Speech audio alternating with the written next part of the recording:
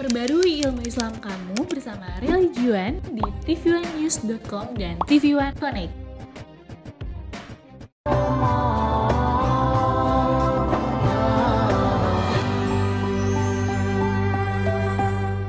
Bismillahirrahmanirrahim.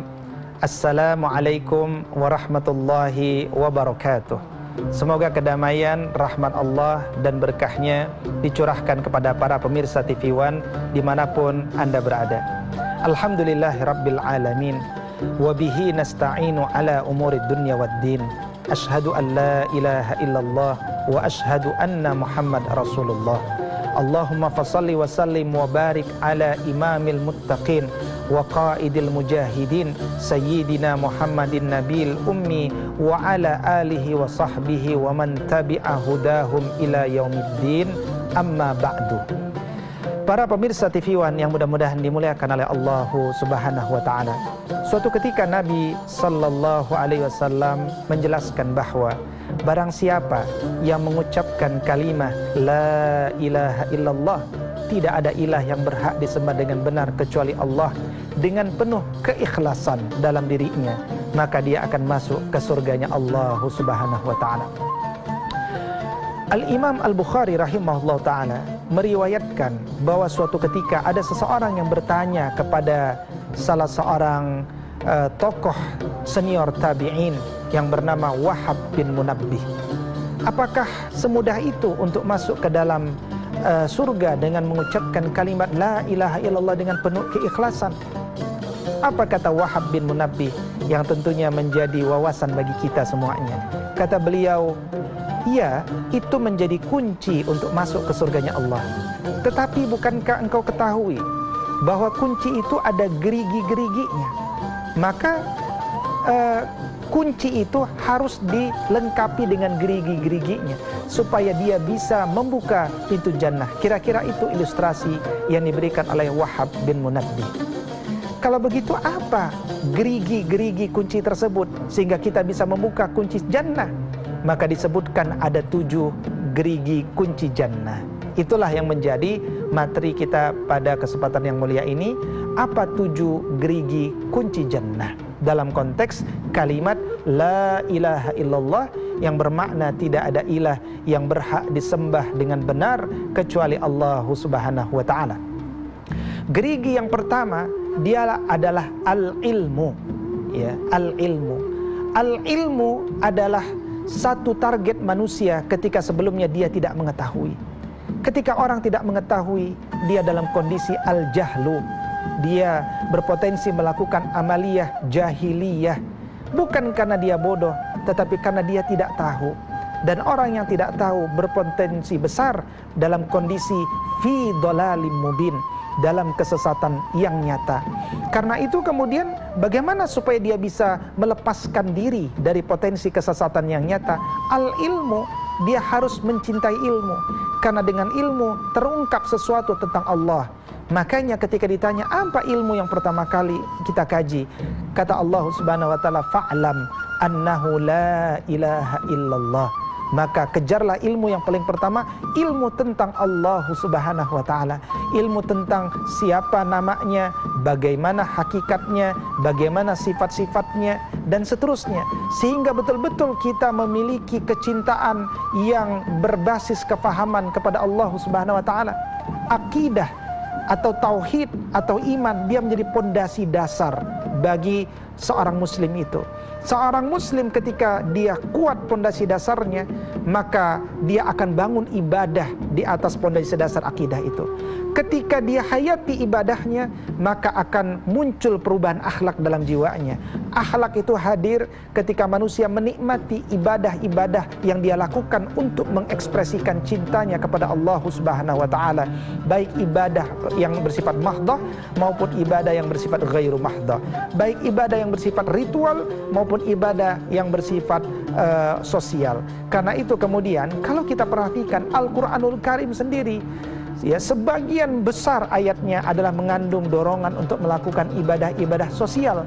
Ini menunjukkan bahwa fahamlah kita mengapa Nabi Sallallahu Alaihi Wasallam dahulu menjelaskan bahwa innama bu'istu liutammima makarimal akhlak.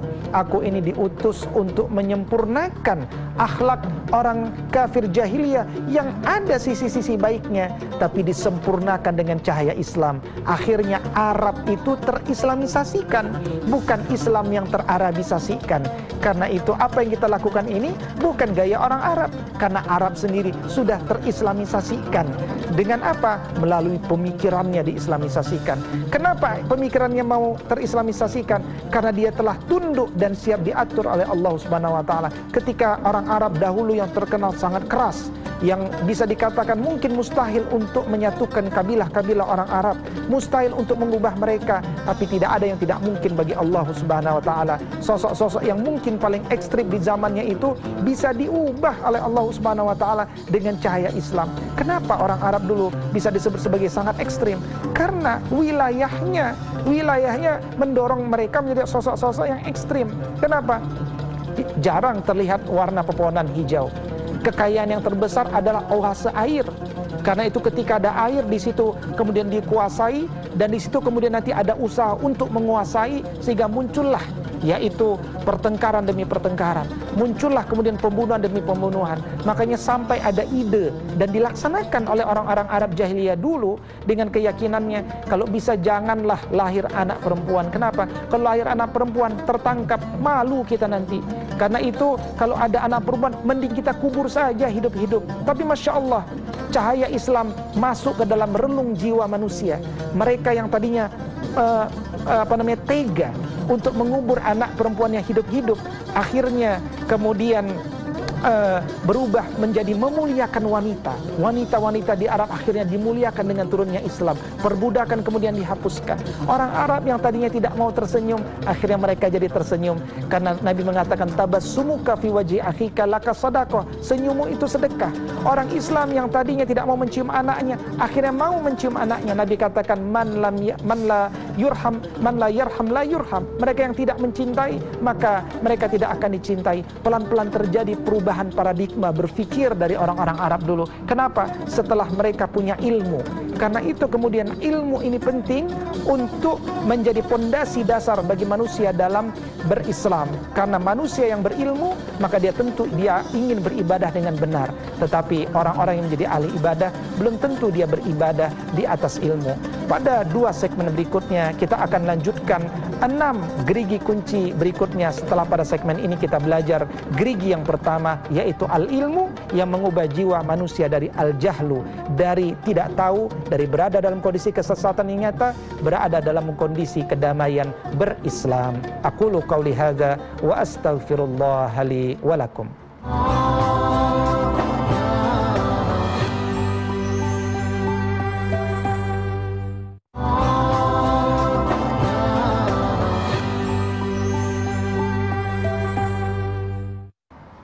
Bismillahirrahmanirrahim.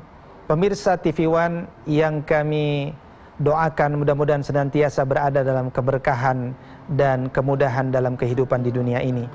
Kita masih melanjutkan kajian kita tentang 7 gerigi kunci jannah sebagaimana disebutkan oleh Wahab bin Munabbih, bahwa gerigi yang kedua yang hendaknya kita hadirkan dalam kunci la ilaha illallah untuk memasuki surganya Allah Subhanahu wa taala itu adalah yang kedua al-yakin.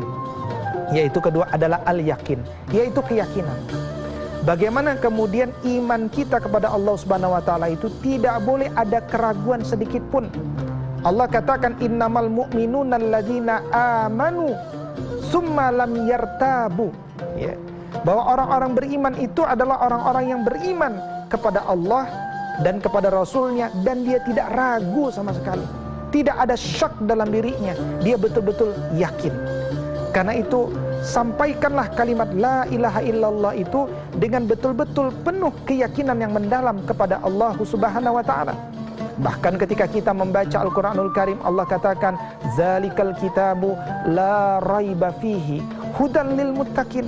Kitab Al-Quran itu tidak ada keraguan di dalamnya. Sebagai apa? Sebagai petunjuk bagi orang-orang bertakwa. Jangan pernah ragu sedikit pun, sedetik pun. tentang kebenaran agama ini. Jangan pernah meragukan sedikit pun tentang kasihnya Allah Subhanahu wa taala. Jangan pernah meragukan sedikit pun tentang kasih sayang dan rahmatnya Allah Subhanahu wa taala. Karena itu kemudian keyakinan al-yakin ya adalah satu target dalam kehidupan ini. Ya, agar kemudian manusia mampu menambahkan gerigi yang kedua dalam kunci menuju jannahnya. Apa gerigi yang ketiga yang dapat dia penuhi dalam gerigi kunci tersebut? Yaitu yang disebut sebagai al-ikhlas. Ya, al-ikhlas. Al-ikhlas ini adalah lawannya asyirku dan ar-riya. Ya, dia lawannya syirik dan riya. Ya, ketika kita betul-betul mengimani kepada Allah Subhanahu wa taala, maka sejatinya kita menjauhkan diri kita kepada apapun selain Allah Subhanahu wa taala. Kita tidak mengharapkan apapun selain Allah Subhanahu wa taala. Bukankah sesungguhnya Allah mengampuni semua dosa manusia kecuali ketika orang itu wafat dalam kondisi syirik kepada Allah Subhanahu wa taala. Karena itu jangan pernah gadaikan iman kita dengan sesuatu yang sedikit. Karena sesuatu yang paling mahal dan paling berharga dalam jiwa kita adalah keyakinan kita kepada kebenaran agama ini, keyakinan kita kepada eksistensi dan wujud daripada Allah Subhanahu wa taala. Bagaimana dengan riya? Riya ini adalah satu amalan di mana manusia melakukan sesuatu untuk mengharapkan ridho manusia. Ketika manusia mengharapkan sesuatu dari manusia, maka pada saat itu dia telah menomorduakan Allah. Allah tidak ingin dinomorduakan, bahkan disamakan saja dengan makhluknya, Allah menolak. Karena itu tidak pantas manusia untuk mengharapkan ridho manusia. Ridho Allah Subhanahu wa taala menjadi satu hal yang paling kita rindukan bersama. Ya, kata Fudail bin Iyad, kalau engkau hendak melakukan satu kebaikan, tapi kemudian engkau meninggalkan karena manusia, justru engkau telah melakukan kesyirikan itu sendiri. Justru apa yang kita lakukan ketika kita hendak melakukan dan kita khawatir disebut riya, berlindung kepada Allah. Berlindung kepada Allah, ya, bacalah ta'awuz, luruskan niat, lanjutkan. Jangan pernah hentikan perbuatan baik karena khawatir disebut riya. Karena memang yang namanya syaitan akan selalu menguji ketulusan dan kebersihan jiwa manusia. Karena itu tugas kita setiap hari adalah memperbaharui niat kita, menguatkan motivasi kita hanya untuk Allah Subhanahu wa taala. Ya, pada gerigi yang ketiga ini al-ikhlas, ya, sebagaimana ada surat al-ikhlas. Bagaimana kemudian surat ini kenapa senang dibaca oleh beberapa sahabat Nabi, ya? Mereka senang membaca surat ini dalam salat-salat mereka karena menguatkan, ya, iman mereka kepada Allah Subhanahu wa taala. Ikhlas ini bermakna dia melakukan sesuatu hanya mengharapkan ridha Allah Subhanahu wa taala, tidak mengharap apapun kecuali Allah Subhanahu wa taala. Ini gerigi yang ketiga. Apa gerigi yang keempat? Yaitu gerigi as-sidqu, yaitu membenarkan. Ya, lawan daripada as-sidqu adalah al-kadzabu, yaitu mendustakan. Ya, lihat, perhatikan dalam Quran surat Al-Munafiqun. Di awal surat Al-Munafiqun ayat pertama Allah Subhanahu wa taala katakan, Bismillahirrahmanirrahim. Idza ja'akal munafiquna qalu nashhadu innaka la rasulullah wallahu ya'lamu innaka la rasuluh wallahu yashhadu innal munafiqina lakadzibun. Orang-orang munafik itu dia pendusta. Orang-orang munafik itu dia berbeda antara perkataan dengan perbuatannya. Karena itu jangan menjadi generasi pendusta.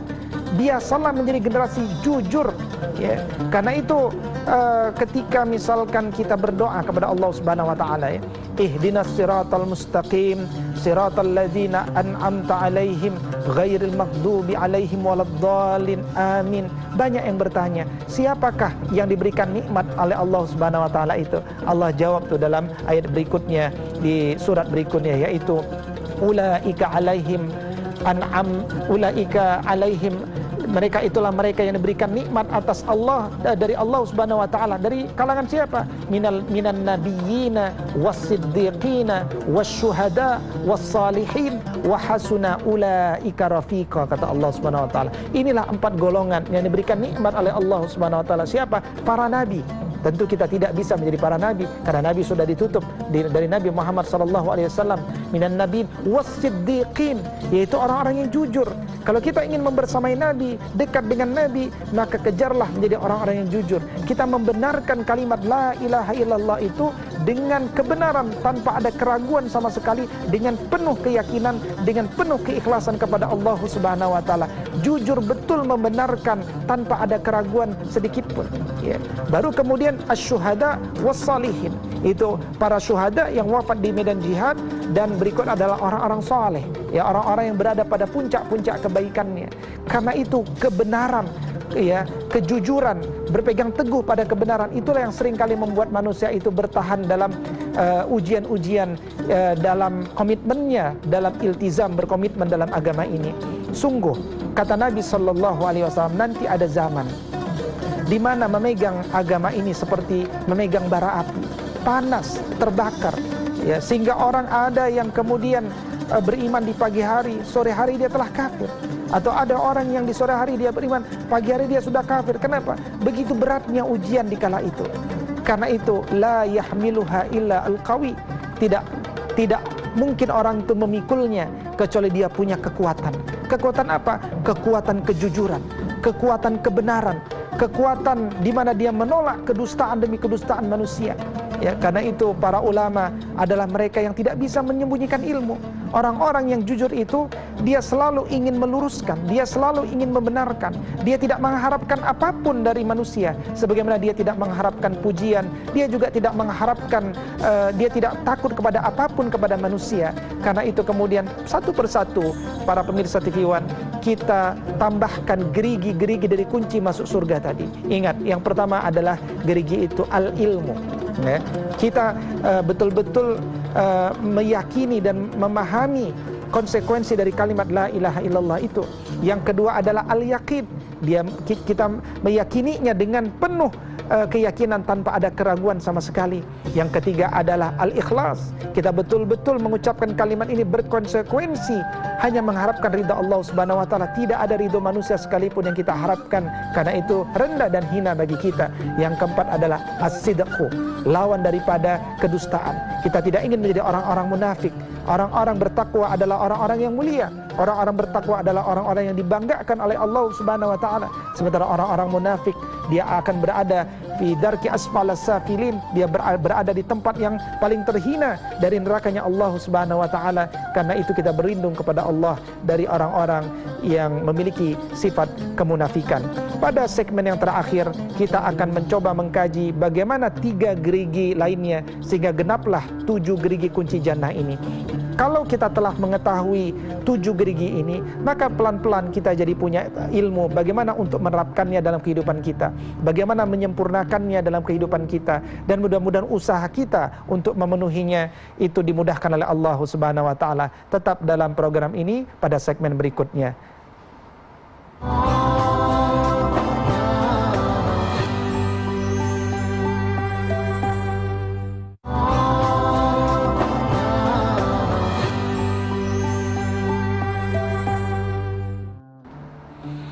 Bismillahirrahmanirrahim. Para pemirsa TV One yang mudah-mudahan senantiasa dirahmati dan diberkahi oleh Allah Subhanahu wa taala, doa kami senantiasa menyertai Bapak Ibu para pemirsa dimanapun Anda berada. 7 gerigi kunci jannah, 4 telah kita pelajari, yaitu al-ilmu, al-yaqin, al-ikhlas, dan as-sidqu. Apa 3 lagi yang penting untuk kita penuhi? Yang kelima adalah al-mahabbah, yaitu cinta, ya, yaitu cinta. Kita mengucapkan kalimat la ilaha illallah itu, apakah sudah penuh cinta atau tidak punya rasa sama sekali? Nabi SAW mengingatkan kepada kita, hendaknya engkau itu beriman sampai pada fase halawatul iman, manisnya iman, zaqa ta'mal iman, ya, terasa nikmatnya iman, sampai kemudian kita dengan lepas mengucapkan raditu billahi rabba, aku ridho Allah itu sebagai Rabb, wabil islami dina, aku ridho Islam itu sebagai agamaku, wabi Muhammadin nabiyya wa rasulah, aku ridho Nabi Muhammad sallallahu alaihi wasallam itu nabi dan rasulku. Karena itu ketika kita begitu lepas, begitu nikmat mengucapkan kalimat itu, disitulah ada kesan bahwa kita ini telah mulai menapaki jalan mahabbah. Perhatikan, dalam Al-Quran surah Al-Baqarah, surat kedua ayat ke-165 misalkan. Allah Subhanahu wa Ta'ala katakan, wa minan nasi may yattakhidhu min dunillahi andada yuhibbunahum kahubbillah walladzina amanu asyaddu hubban lillah, ila akhir ayat. Di antara manusia, kata Allah Subhanahu wa Ta'ala, ada yang mengambil hal-hal yang remeh-temeh ya, sebagai Tuhannya, sebagai saingan-saingan Allah ya, mungkin patungnya, mungkin pangkatnya, mungkin jabatannya, mungkin wanitanya, mungkin apa-apa yang membuat dia menomorduakan Allah Subhanahu wa Ta'ala. Mereka mencintai apa-apa yang tadi saya sebutkan seperti mereka mencintai Allah. Allah tidak suka. Justru ada orang-orang beriman yang mencintai Allah jauh melampaui kecintaan mereka kepada apapun dan siapapun. Inilah mahabbah, inilah cinta. Inilah yang kemudian membuat manusia itu betul-betul meninggalkan al-karhu, meninggalkan kebencian, meninggalkan penolakan ya. Kita sampai pada titik lepas, kita sampai pada titik kemudian kita ini menikmati kalimat la ilaha illallah itu dengan penuh cinta. Orang yang cinta, dia tidak lagi dibatasi dengan angka-angka, meskipun dia menghormati angka-angka. Orang yang cinta, maka dia akan melakukan segala sesuatu itu dengan penuh kenikmatan. Para sahabat Nabi ketika mereka telah mencintai agama ini, dia siap untuk berjuang untuk mendapatkan cinta ini. Kalau kita lihat misalkan antara Muhajirin dan Ansor saja misalkan, dapat kita lihat bagaimana Nabi SAW sangat jarang memberikan kepada orang-orang Ansor. Orang-orang Ansor itu sangat berjasa dalam hijrahnya Nabi. Mereka menerima, membantu, membesarkan Muhajirin. Tapi Nabi tidak pernah untuk memberikan sesuatu yang besar kepada Ansor. Kenapa? Karena Nabi ingin menjaga mereka pada level titik yang tinggi, yaitu level pemberi, level melayani, khadim, bukan level menerima. Manusia itu akan mulai turun derajatnya ketika dia mulai menerima, ketika dia mulai mengharapkan sesuatu dari manusia. Tetapi ketika dia senang memberi, maka lihat bagaimana orang-orang Ansor pada khususnya, juga kemudian tentu kita dapat ambil daripada kalangan Muhajirin misalkan, bagaimana kita lihat mereka senang memberi daripada menerima. Tangan di atas lebih baik daripada tangan di bawah. Itulah mungkin prinsip-prinsip yang mereka pegang teguh sebagai konsekuensi mereka mengharapkan cinta Allah Subhanahu wa Ta'ala daripada sekedar cinta manusia. Gerigi yang keenam adalah al-inqiyadu, yaitu ketaatan sebagai lawan daripada at-tarku, sebagai lawan daripada meninggalkan. Bagaimana kemudian ketika seseorang itu bertauhid, ya, ketika orang itu mengucapkan kalimat-kalimat tauhid la ilaha illallah, menunjukkan ketundukan. Dia tidak ingin berpikir kecuali dengan apa yang ada di dalam Al-Quranul Karim. Ketika dia bicara tentang konsep manusia, dia ambil konsep manusia dari Allah, dari Al-Quranul Karim. Ketika dia bicara konsep tentang dunia, dia ambil bagaimana dunia dalam perspektif Al-Quran. Ketika dia bicara tentang apa itu hidup, bagaimana hidup menurut Al-Quran. Ketika dia berbicara tentang ilmu, bagaimana ilmu menurut Al-Quran ya. Ketika dia berbicara tentang nilai, bagaimana nilai menurut Al-Quran. Maka dia nomor duakan akal pikirannya.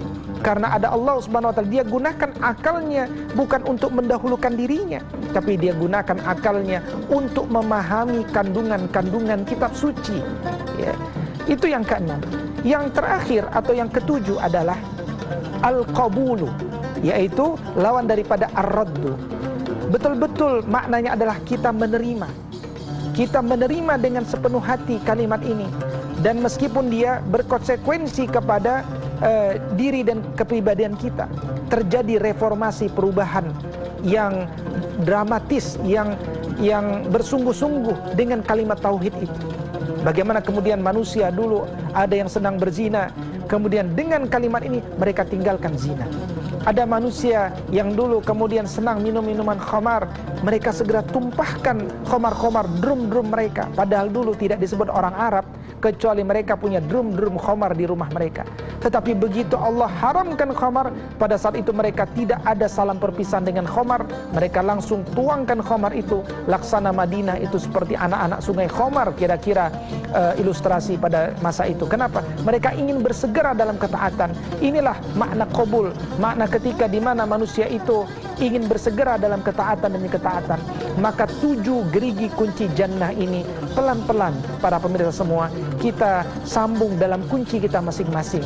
Melalui kalimat la ilaha illallah ini, sampaikan kalimat la ilaha illallah. 1 dengan ilmu, 2 dengan penuh keyakinan, 3 dengan penuh keikhlasan, 4 dengan penuh kejujuran, 5 dengan penuh cinta, 6 dengan penuh ketundukan, dan 7 dengan semangat penerimaan 100%, menerima kepada apa seluruh konsekuensi dari Allah Subhanahu wa taala. Mudah-mudahan Allah Subhanahu wa taala mudahkan kita untuk mencapai hajat hidup kita. Bismillahirrahmanirrahim. Allahumma la sahla illa ma ja'altahu sahla. Rabbana habib ilainal iman wa zayyinhu fi qulubina wa karrih ilainal kufra wal fusuqa wal isyan waj'alna minar rasyidin. Rabbana atina fid dunya hasanah wa fil akhirati hasanah wa qina adzaban nar. Walhamdulillahi rabbil alamin. Aqulu qawli hadza wa astaghfirullah li wa lakum wallahu muwaffiqil aqwamit thariq. Assalamualaikum warahmatullahi wabarakatuh.